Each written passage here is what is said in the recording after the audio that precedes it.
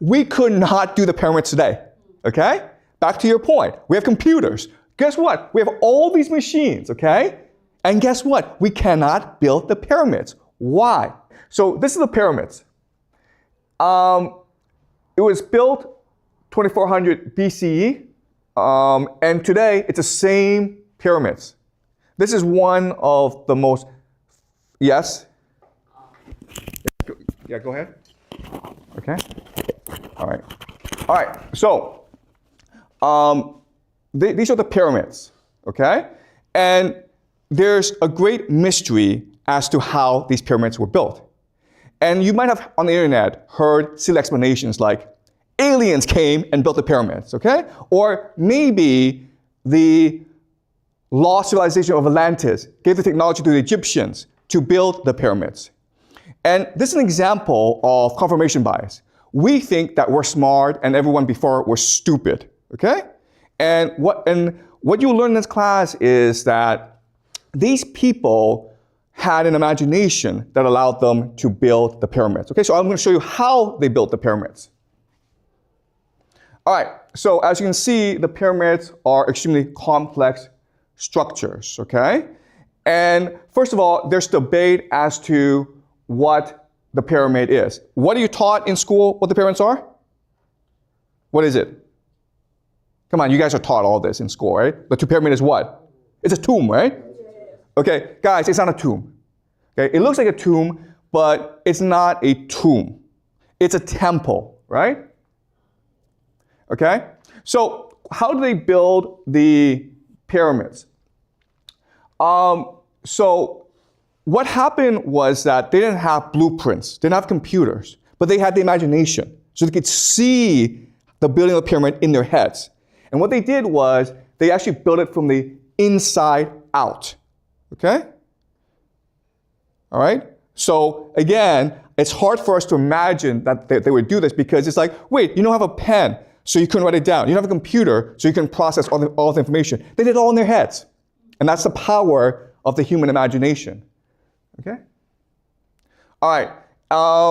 And as you can see, it was a massive undertaking, huge organization. It took about 20 years and lots of people. And then the question then is, how were they able to organize in such a manner? And the answer again is empathy, the imagination. Someone had a vision, and this vision was so compelling that everyone knew exactly what part to play. Okay?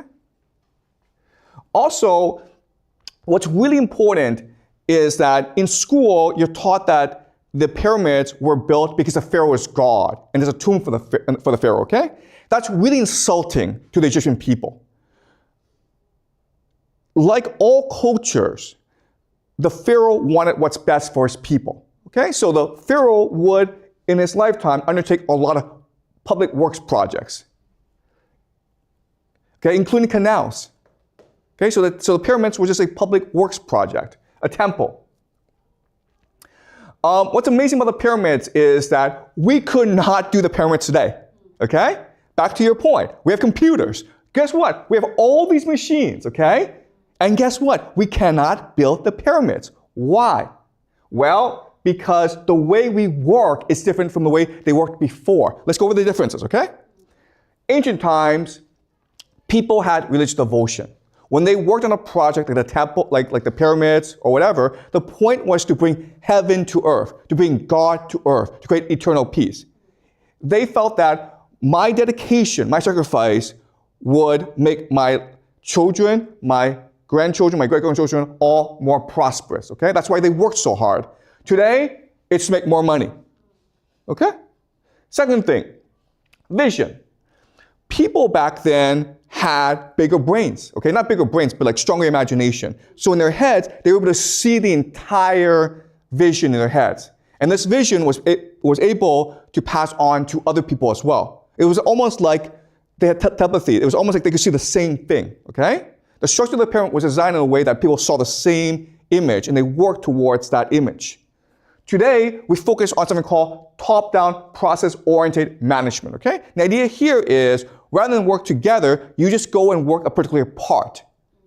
And then once you do that part, you go away, okay?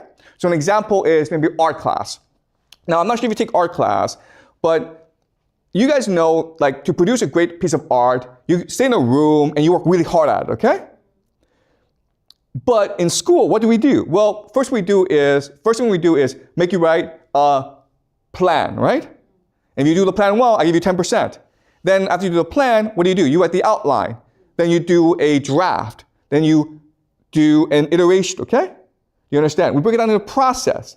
And you think that this would lead to better results. It actually leads to worse results, okay? Because you're no longer focused on the vision, you're just focused on the process. And that's why today, everything we do sucks, okay? I can give you the greatest computers in the world, and you really couldn't do the pyramids, okay? I can give you the best machines, the best computers, it wouldn't matter because you lack that vision. The last thing, and this is most important, is when you have vision, when you have religious purpose, everything you do is careful, okay? You put your best effort into doing it because you're trying to create eternity.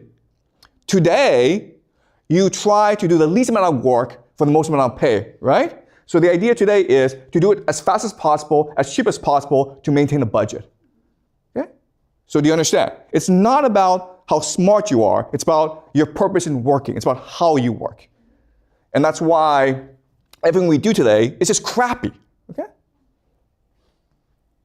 All right, let's go over some examples of tremendous human achievement, okay? This is the Hagia Sophia, and this was built in 532 in Constantinople. It's still in Istanbul. You can actually take a plane, get on a plane, and fly, and it's still there, guys, okay? This is a modern picture. So you can see the amount of attention and care put into architecture back then, okay? Because it's about bringing heaven to earth, creating heaven on earth. This, and you can see inside how beautiful it is, okay?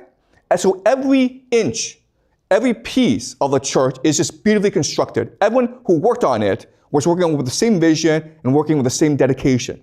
This is the Aachen Cathedral built in 1790, okay? And guys, this is what it looks like today. No different from what it looked like when it was first built. And guys, no one said this was built by aliens, okay? No one said this was built by the Atlanteans. So the idea that the Egyptians couldn't build the pyramids by themselves and had to rely on aliens, that's just a racist comment, okay? Also, Charlemagne, the first Roman emperor, the first Holy Roman Emperor, he's buried inside this cathedral, but no one's saying this is a tomb, okay? We all know it's a church. So the pyramids are a church, a temple to their gods. And once we understand that, then we can better understand how they built the pyramids, okay? Does that make sense?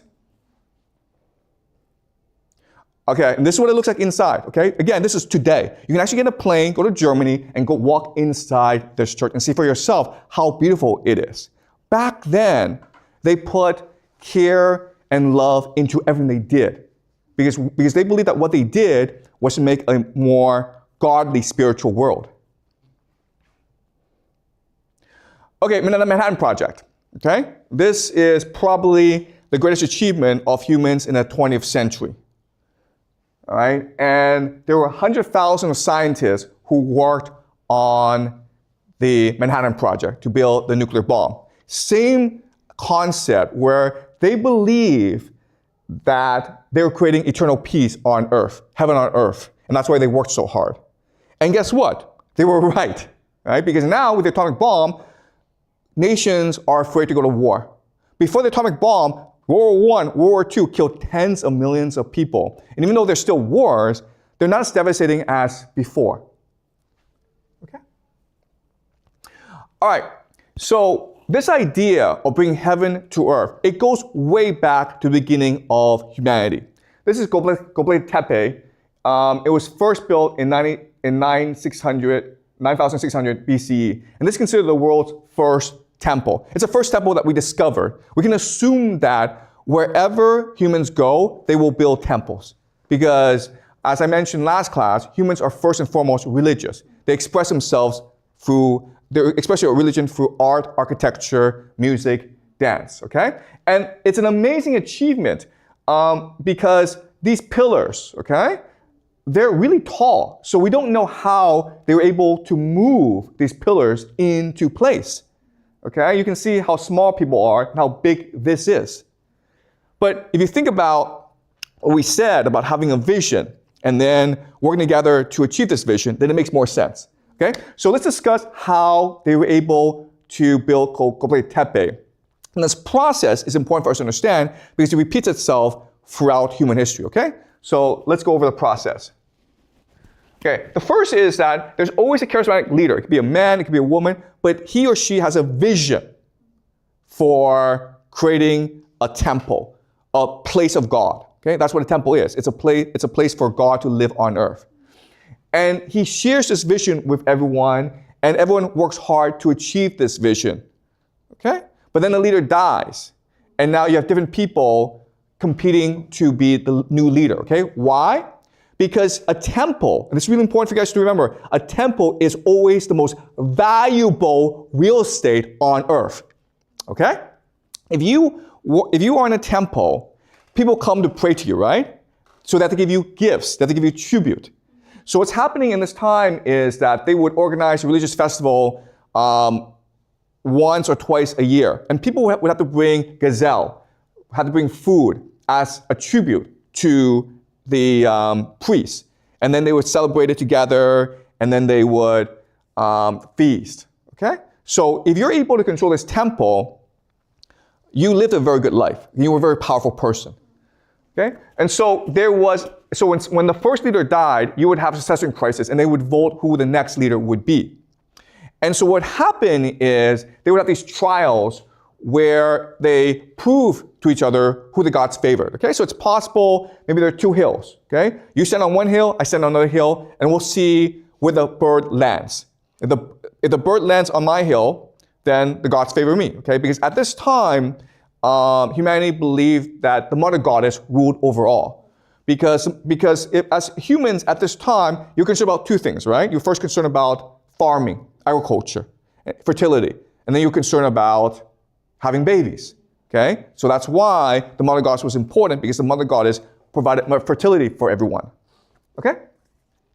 But then over time, what they realized is, you know what? We can just cheat, okay? And how do you cheat? You cheat by forming secret societies, okay? By getting people to follow you, and then you swear blood oaths to each other, and you also maybe have sex with each other, and you become a faction, okay? And this led to a lot of political conflict.